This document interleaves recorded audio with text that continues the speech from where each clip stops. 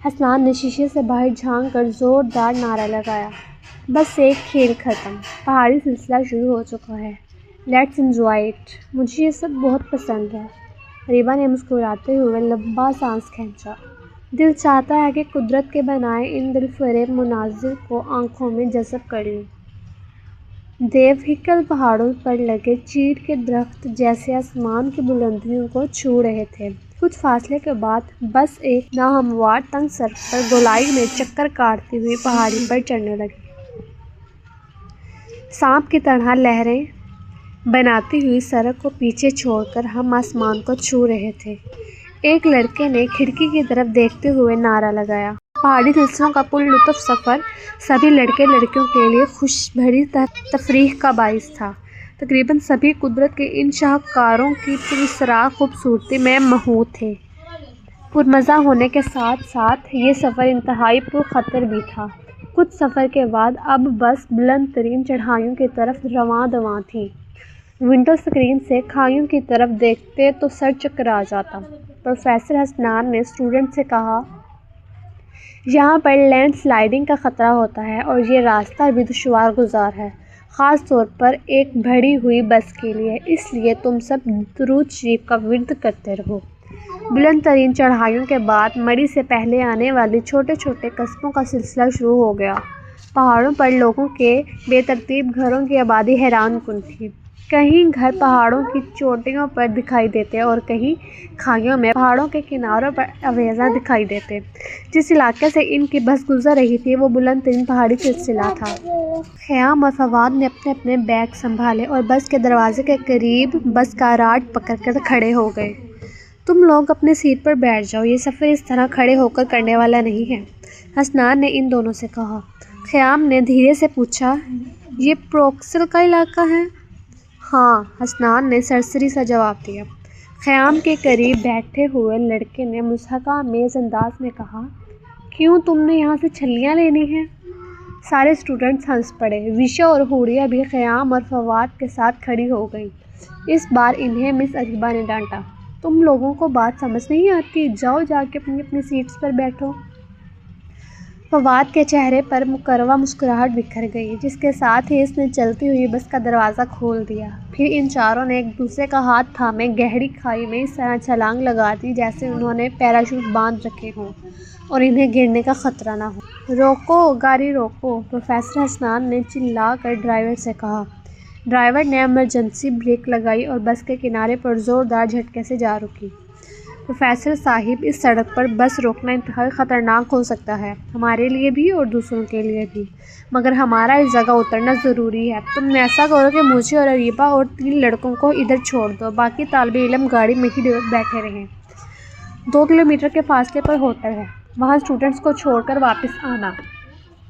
جیسا پروفیسر حسنان نے کہا ڈرائیور نے ویسے ہی کیا۔ پروفیسر حسنان، اریبہ کے ساتھ عارفین، حیدر اور بلال وہیں اتر گئے۔ اس اچانک پریشانی نے پروفیسر اور اریبہ کے ہوش اڑا دیے۔ ترتیب کے ساتھ جانے کی خالی خوشی ہوا ہو گئی۔ وہ پانچوں سڑک کے ساتھ پہاڑی سلسلے پر بکھر گئے۔ وہ چاروں انسان تھے یا آسیب، اس کھائی میں کس طرح کھو گئے؟ یہاں تو اس قدر گہرائی اور خوفناک پہاڑ ہیں کہ کوئی زندہ ہی نہیں بچ سکتا۔ حسنان نے چاروں طرف نظر دوڑائی۔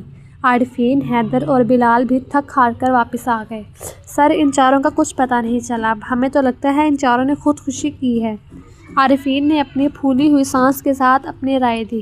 اریبہ تذبذب کی کیفیت میں بولی، تم لوگوں کا دماغ خراب ہو گیا ہے، وہ یہاں کیا خودکشی کرنے آئے تھے؟ حسنان، جو فرسٹریشن میں ادھر ادھر ٹہل رہا تھا، چیخ کر بولا، اگر خودکشی کرنی بھی تھی تو ہمارے ساتھ آنے کی کیا ضرورت تھی؟ کہیں پر بھی اپنا شوق پورا کر لیتے۔ ابھی ہم یونیورسٹی والوں ان چاروں کے پیرنٹس کو کیا جواب دیں گے؟ حسنان، باتیں کر کے وقت برباد نہ کرو، ہمیں پولیس اور ریسکیو مدد لینی چاہیے۔ حسنان نے اریبہ کی بات سنتے ہی پولیس اور ریسکیو کے نمبر ملائے اور ان سے مدد مانگی۔ اریبہ نے ان چاروں اسٹوڈنٹس کے والدین کو فون کر کے ساری صورتحال بتائی اور یونیورسٹی کے پرنسپل کو بھی ساری صورتحال سے آگاہ کیا۔ یہ خبر ملتے ہی ان چاروں کے والدین نے کہرام برپا کر دیا۔ پروفیسر حسنان اریبہ سے جھگڑ پڑا، ابھی یہ خبر بتانے کی کیا ضرورت تھی؟ فون کالز کی وجہ سے ہم اپنا کام ٹھیک طرح سے نہیں کر پائیں گے۔ یہ خبر سننے کے بعد ان لوگوں کا رد عمل کچھ بھی ہو مگر انہیں حالات سے آگاہ کرنا ضروری تھا۔ تم پولیس اور ریسکیو سے رابطہ کرو۔ اریبہ نڈھال ہو کر بڑے سے پتھر پر بیٹھ گئی۔ حسنان بھی اس کے قریب بیٹھ گیا۔ یہ واقعہ ایسی جگہ پر ہوا ہے کہ جب تک ریسکیو یا پولیس یہاں تک پہنچے گی بہت دیر ہو چکی ہوگی۔ کتنی ہی دیر کیوں نہ لگ جائے، وہ چاروں ملیں یا نہ ملیں، لیکن ہمیں ان کی تلاش میں کوئی کمی نہیں چھوڑنی ہوگی۔ اریبہ کی بات سنتے ہی حسنان نے ریسکیو سے رابطہ کیا۔ اس کے بعد وہ اریبہ سے گویا ہوا۔ میں نے فون کر دیا ہے، تھوڑی دیر تک ریسکیو کی ٹیم روانہ ہو جائے گی۔ ہم سب مل کر ان چاروں کو ڈھونڈیں گے۔ ہمیں دوسرے اسٹوڈنٹس کا بھی خیال رکھنا ہوگا۔ میں ڈرائیور سے کہہ دیتا ہوں، وہ تمہیں لے جائے گا۔ تقریباً آدھے گھنٹے کے بعد ڈرائیور وہاں پہنچ گیا۔ حسنان کے کہنے پر وہ کچھ کھانے پینے کی اشیاء بھی لے آیا تھا۔ اریبہ اس کے ہمراہ چلی گئی۔ گہری کھائی کے گمبھیر پہاڑوں میں سے ایک پہاڑ کی تاریک غار سے سرگوشیوں کی آوازیں آ رہی تھیں۔ سامنے سے اس غار کا منہ چھوٹا تھا مگر اندر سے وہ وسیع اور گہری تھی۔ ٹارچ کی دھیمی روشنی میں حوریہ، فواد، خیام اور وشا پتھر سے پشت لگائے غار کے اندر ایک کونے میں بیٹھے تھے۔ وشا کے بازوؤں پر شدید چوٹ آئی تھی۔ خیام اس کے زخم پر مرہم لگا رہا تھا۔ وشا کے حلق سے سی سی کی آواز نکل رہی تھی۔ اس نے خیام کی طرف دیکھا۔ مجھے تو تمہارا اور فواد کا پلان بالکل سمجھ میں نہیں آ رہا۔ ہم یہاں سے کس طرح نکلیں گے؟ ایک تو راستہ دشوار اور دوسری طرف پروفیسر حسنان، جس گھر کی تم بات کر رہے ہو وہاں تک ہم کیسے پہنچیں گے؟ خیام نے دھیرے سے وشا کے ہاتھ کو اپنے ہاتھ میں لے لیا۔ یہ تمہارا مسئلہ نہیں، تم صرف اپنا خیال رکھو، میں اور فواد سب سنبھال لیں گے۔ ہم دونوں نے سب کچھ پلان کر رکھا ہے، بس تم اور حوریہ اس بات کا خیال رکھو کہ پروفیسر حسنان ہم تک نہ پہنچے۔ فواد اور حوریہ نے اپنے بیگ کے بیلٹس ٹائٹ کیے اور خیام کے قریب آئے۔ خیام جلدی ڈریسنگ کرو، ہمیں یہاں سے نکلنا ہے، فواد نے کہا۔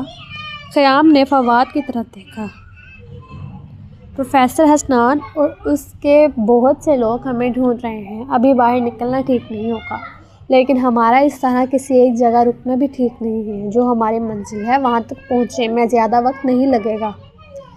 اس جگہ پہنچنے کے بعد کوئی ہمیں ڈھونڈ نہیں سکتا۔ خیام نے اپنا بیگ اٹھایا اور فواد کے سامنے کھڑا ہو گیا۔ تم جلد بازی سے کام لے رہے ہو، اس غار میں ہم محفوظ ہیں۔ یہ غار باہر سے اس قدر تنگ ہے کہ کوئی سوچ بھی نہیں سکتا کہ یہاں کوئی چھپ بھی سکتا ہے۔ یہ جگہ بہت خطرناک ہے۔ پروفیسر حسنان اور اس کے آدمی زیادہ دیر تک ہمیں نہیں ڈھونڈیں گے۔ یقیناً وہ مغرب سے پہلے چلے جائیں گے اور پھر ہم رات کے اندھیرے میں اپنی منزل تک پہنچ جائیں گے۔ تمہارا دماغ خراب ہو گیا ہے؟ تم جانتے ہو تمام راستہ کس قدر دشوار گزار ہے اور اندھیرے میں؟ حوریہ نے فواد کی بات کاٹ دی۔ آئی تھنک خیام ٹھیک کہہ رہا ہے۔ رات کے اندھیرے میں ہمیں کتنی ہی دشواری کیوں نہ ہو، ہمیں دن کی روشنی میں باہر جانے کا رسک نہیں لینا چاہیے۔ یہاں ٹھہرنا بھی تو رسک ہے، فواد نے کہا۔ دیکھا جائے گا۔ حوریہ نے اپنا بیگ پھینک دیا۔ فواد بھی اپنا بیگ پھینک کر ان کے پاس بیٹھ گیا۔ ادھر پروفیسر حسنان ریسکیو کی ٹیم کی مدد سے ان چاروں کو تلاش کر رہا تھا۔ غار کی گمبھیر تاریکی میں وہ اپنے سارے کام ٹارچ کی معمولی سی روشنی میں کر رہے تھے۔ حوریہ نے اپنے بیگ سے برگرز نکالے اور اپنے دوستوں کو دیے۔ خیام نے برگر کا ایک لقمہ لیا اور فواد سے گویا ہوا۔ جس ریسٹ ہاؤس کی تم بات کر رہے ہو، تم نے مجھے اس کے بارے میں تفصیل سے نہیں بتایا۔ بس یہی بتایا ہے کہ وہ سالوں سے بند پڑا ہے، وہاں کوئی نہیں جاتا اور وہ لوگوں کی نظروں سے چھپا ہوا بھی ہے۔ فواد نے مسکراتے ہوئے کیچپ برگر پر ڈالا۔ اس ریسٹ ہاؤس کی کہانی بہت دلچسپ ہے۔ 2 سال پہلے میری ایک لڑکے سے دوستی ہوئی تھی۔ اس نے مجھے اس ریسٹ ہاؤس کے بارے میں بتایا تھا۔ وہ اس کے دادا کا تھا۔ لینڈ سلائڈنگ ہوئی تو اس ریسٹ ہاؤس کے ساتھ 3 ریسٹ ہاؤس نیست و نابود ہو گئے۔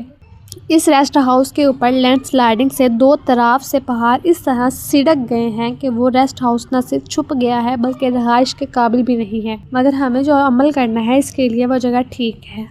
ہماری وہاں موجودگی کے بارے میں کوئی بھی شک نہیں ہو سکتا۔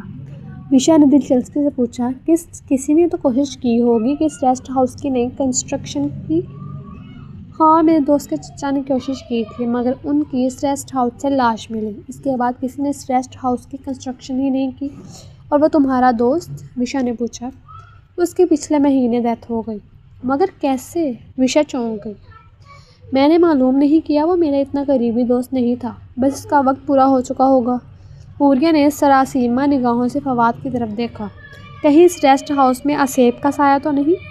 اگر اسیب کا سایہ نہیں ہے تو وہاں ہم جا رہے ہیں نا، اسیب کا سایہ ہو جائے گا۔ خیام اونچی آواز سے ہنسنے لگا۔ فواد نے اس کے منہ پر ہاتھ رکھ دیا۔ آواز بند کرو اپنی، ہم سب کو مروانے کا ارادہ ہے۔ وشا نے طنزیہ نگاہ سے فواد کی طرف دیکھا۔ تم الٹ بول رہے ہو، ہم تو زندگی سے بھاگ رہے ہیں اور موت کی طرف بڑھ رہے ہیں، فواد چڑ گیا۔ ہم تمہیں اپنے ساتھ زبردستی نہیں لائے، تم خود آئی ہو۔ ابھی بھی وقت ہے، اگر ہمارے ساتھ نہیں جانا چاہتے تو پروفیسر حسنان کے ساتھ چلی جاؤ۔ نہیں، مجھے اس دنیا میں واپس نہیں لوٹنا جس نے مجھے سوائے غموں کے اور کچھ نہیں دیا۔ مجھے اپنے ایک ایک دکھ کا حساب لینا ہے اس دنیا سے۔ پریشا سنجیدہ ہو گئی۔ پروفیسر حسنان نے ریسکیو کی ٹیم کے ساتھ ان چاروں کو ڈھونڈنے کی بہت کوشش کی اور ان چاروں کے گھر والے بھی پہنچ گئے تھے۔ وہ بھی اپنے طور پر ان چاروں کو ڈھونڈتے رہے، مگر وہ سب ناکام رہے۔ بالآخر اندھیرا ہونے پر ان سب کو واپس لوٹنا پڑا۔ ان چاروں کے گھر والے بھی پروفیسر حسنان کے ساتھ ہوٹل لوٹ گئے۔ کہانی جاری ہے، باقی آئندہ۔